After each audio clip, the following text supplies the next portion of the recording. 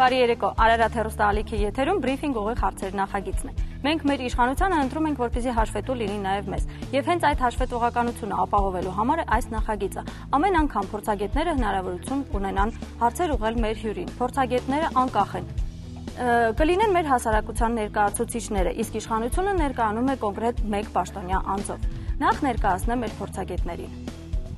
Վերոնիկա Գրիգորյան, հետազոտական ռեսուրսների Կովկասյան կենտրոններ կազմակերպության տեղեկատվության մասնագետ։ Աբգար Եղոյան, սպառողների իրավունքների պաշտպանություն հասարակական կազմակերպության նախագահ։ Դիանա Պետրոսյան, Հայաստանի ամերիկյան համալսարանի առողջապահական ծառայությունների հետազոտման և զարգացման կենտրոնի գիտաշխատող։ Եվ Դավիթ Սանասարյան, իրավաբան։ Եվ այսպես այսօր ուղիղ հարցերին պատասխանում է առողջապահության նախարարության աշխատակազմի ղեկավարը։ Այսօր Վահան Պողոսյանի բրիֆինգն է։ Բարև ձեզ, պարոն Պողոսյան, շնորհակալություն, որ ընդունեցիք մեր հրավերը։ Շնորհակալություն հրավիրելու համար։ Իհարկե նման հաղորդումները շատ տեղին են եւ ժամանակին, քանի որ լուսաբանել, թափանցիկություն ապահովել ժողովրդի համար բնականաբար եւ մեր եւ ձեր հիմնական գործառույթն է եւ այսօրվա հաղորդման նյութը կարևորներից մեկն է համակարգում, որով մենք երևի բոլորովս կարողանանք այսօր մեր հասարակությանը տեղեկացնել այս ամեն ինչի մասին մեկ անգամ եւս։ Վերջերս վարչապետը նաև ձեր գերատեսչությանը մեղադրեց կոռուպցիայի ծաղկման մեջ եւ պահանջեց, որ 10 օրվա ընթացքում հակակոռուպցիոն ծրագիր ներկայացվի։ Ինչ է տալում այս ծրագիրը հասարակ քաղաքացիներից։ Հանձնարարությունը հետեւյալն է, որ հանրային քննարկումներ կազմակերպվի այս ծրագրի առումով մինչեւ հաստատումը, ինչ որ մենք այսօր եւ ձեզ հետ միասին սա քայլերից մեկն է, որ անում ենք, իհարկե նաեւ տեղադրված է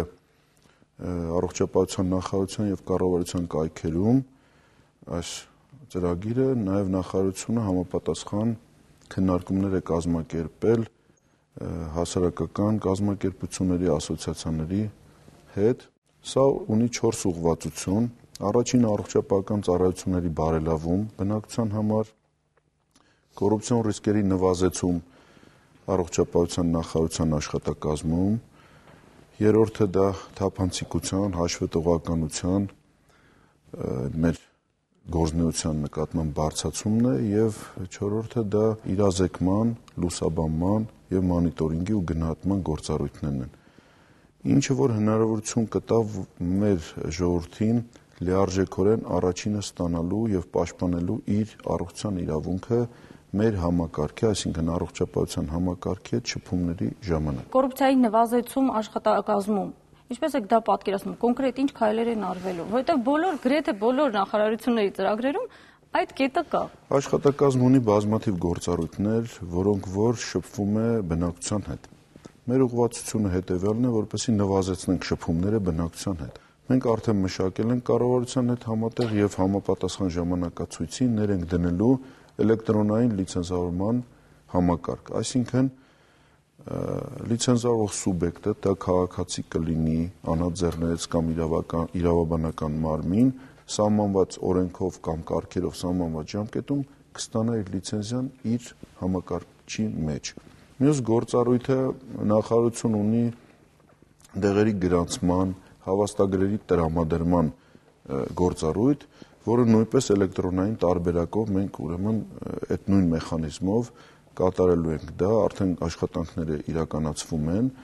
Բնականաբար կլինեն խնդիրներ, կլինեն ոչ բոլորին հասանելի էլեկտրոնային կամ ինտերնետային մոտեցումը, հնարավորություն իհարկե տրված է նաև ուղիղ դիմելու, փաթեթներ ներկայացնելու բան, բայց մենք կաշխատենք, որպեսզի դրանք ընթացքում հարթենք եւ լուծումներ տանք, որպեսզի մեր բնակչությունը հասկանա, ընկալի, որ մենք լիարժեքորեն աշխատում ենք ուրեմն կոռուպցիոն ռիսկերը նվազեցնելու։ Շնորհակալություն, հնարավորություն տանք իրավաբանին հարցեր հղել։ Պարոն Պողոսյան, դուք նշեցիք աշխատակազմ քաղաքացի այդ հարաբերությունների կարգավորման մասին, սակայն ինչ կասեք բժիշկ քաղաքացի հարաբերությունները։ Այստեղ բժիշկները կոնկրետ իրենք են որոշում իրենց ծառայության գինը եւ կոնկրետ քաղաքացիների իրենց պացիենտների համար լուրջ խնդիրներ առաջանում։ Այս ուղղությամբ ինչ քայլեր եք ձեռնարկելու։ Խնդիրը հիմնականում պետական պատվերով բուժօգնության վերաբերյալ է, դրա վերաբերյալ մենք գործնական քայլեր ենք իրականացնում, Սկսում ենք պետական պատվերի տեղադրման գործընթացից, թե ինչ ձևով, ինչ մեխանիզմներով, որ բուժիմնարկներում, ինչ ծավալով, ինչ բուժօգնության տեսակներով պետքա պետական պատվերը տեղադրվի։ Իսկ դա կարող է ազդել վճարովի ծառայությունների գների բարձրացման վրա, որովհետև հիմա խոսակցությունները շատ են, որ հունվարից թանկանալու են վիրահատությունների գները 300,000-ից են սկսվելու։ Չէ։ Ուրեմն ես հիմա կանդրադառնամ ձեր հարցին։ Հաջորդը ուրեմն բուժիմնարկներում, որոնք որ իրականացնելու են պետական պատվեր, լայնածավալ ուրեմն իրազեկման աշխատանքներ պետք է կատարեն։ Տվյալ բուժհաստատությունը, որը որ իրականացնում է պետական պատվեր, տեսանելի տեղերում պետք է փակցնի մարդու իրավունքների եւ իրենց պարտականությունների, բուժիմնարկի պարտականությունների մասին պաստառներ, բուկլետներ, տեղեկատվական ինչ-որ մի կետ, որպեսզի մարդուն կարողանան տեղեկացնեն, թե ինքը բուժիմնարկում ինչ բուժօգնություն է սպասարկում, ինչ ձևերով, ինչ մեթոդներով, ինչ տարբերակով կարող է ստանալ, խոսքը գնում է պետական պատվերի մասին, եւ յուրաքանչյուր բուժհիմնարկ պարտավոր է ունենալ կայք ինտերնետային եւ իր ամբողջ գործառույթը պետք է տեղադրի այդ կայքում հաշվետվություններ տա տարվա վերջում բոլոր բուժհիմնարկները հիմնադիրները նրանց եւ առողջապահության նախարարությունը պետք է ունենա, գիտեք, թեժգիծ, որպեսի մենակ եւ այդ թեժգիծի համարը տեսանելի տեղում պետք է տեղադրված լինի, որպեսի սպառողը կարողանա դիմել այդ հեռախոսահամարին իր խնդիրները ներկայացնելու համար եւ նախարարություն, եւ քաղաքապետարան, եւ մարզպետարան, եւ տվյալ բուժհաստատության ղեկավարությանը։ Մյուս քայլը, որ արվում է, դա պետական պատվերի տեղադրման գործընթացը, որը համ վերաբերվում է աշխատակազմին եւ համակարգին, այս տարվանից կնքվելու են 3 կամ 5 տարվա պայմանագրեր։ Այսինքն, որպեսզի տվյալ բուժհիմնարկը ամեն անգամ, ամեն տարի չգա նախարարություն ներկայացնի հայտ, տեղադրման գործընթացով անցնի, մենք ուղղակի ուզում ենք հեշտացնենք նրանց այցելությունները, հաշվետվողականությունը բարձրացնենք, նաեւ մենք հաշվետվությունները ստանալու ենք համակարգչային տեխնիկայի միջոցով, բացի դրանից վճարովի ծառայությունների առումով, գների սահմանման առումով, ես ասեմ, որ դա իհարկե բուժհիմնարկների որպես բաժնետիրական ընկերություններ, նրանց իրավական կարգավիճակի առումով իրանք դրանք որոշում են համապատասխան ծախսերի ուրեմն ուղղություններով, գները սահմանում եւ ներկայացնում են իրենց հիմնադիրներին հաստատման։ Բնականաբար, եթե կան պետական պատվերի գներ, դրանք շատ հեռու չեն լինելու վճարովի ծառայությունների գներից։ Ինչու՞, որտեվ եթե այնտեղ պետք է ուղղակի շահույթներ հետապնդեն, դե որպես իրավական սուբյեկտ, ֆինանսական գործունեություն իրականացնող կազմակերպություն նաև շահույթ պետք է ունենա։ Բնականաբար մենք այս առումով նաև ունենք վճարովի ծառայություններից օգտվողների համար պայմանագրի ձև, որը որ հաստատվել է եւ այդ պայմանագրի շրջանակներում պետք է վճարովի ծառայություն ստացողները ստանան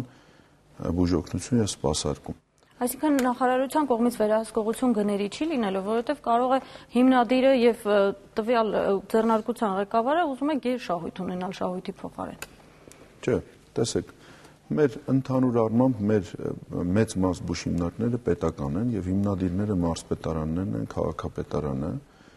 եւ պարզավոր ես նշեցի, որ մենք ունենք գներ պետական պատվերի, որը որ հաստատված է առողջապահության նախարարության կողմից համաձայնեցնելով ֆինանսների նախարարության հետ, դա այն գներն են, որոնք որ փոխհատուցում է իրականացվում պետական պատվերի հիվանդների համար։ Այս առումով այս գները որպես ուղղորդող գներ են։ Պարզ է, որ չի կարող մի բուժհիմնարկում ենթադրենք ինչ որ հիվանդության բուժման ծախսը մի գին լինի, այլ հիվանդանոցում 10-20 անգամ բարձր։ Դրա հետ կապված մենք ներենք դրել համավճարի մեխանիզմը, դուք երևի գիտեք դա ինչա, դա ֆինանսավորման մեխանիզմներից մեկ այլ ձևն է առողջապահության համակարգում, որը Հայաստանի Հանրապետությունում կիրառել ենք արդեն որպես փորձարարական ծրագիր 1 արդեն 2-3 բուժհիմնարկում եւ եկող տարի դրական փորձի դրական արդյունքների առումով մենք սա կիրառելու ենք ընդհանուր համակարգի տարբեր ոլորտներում։ Սա ինչ է նշանակում, սա նշանակում է այն կոռուպցիոն ռիսկերի նվազեցում իրոք, ինչու որտեվ Բոլորս գիտենք, որ համակարգում կան, առկա են չլեգալացված, անլեգալ գումարներ եւ բնական է, որ մենք կանգնած ենք այս առումով մեր բնակության կողքին նրա իրավունքները պաշտպանելու առումով, որպես առողջապահության նախարարություն, որպես քաղաքականություն իրականացնող մարմին առողջապահության համակարգում։ Շնորհակալություն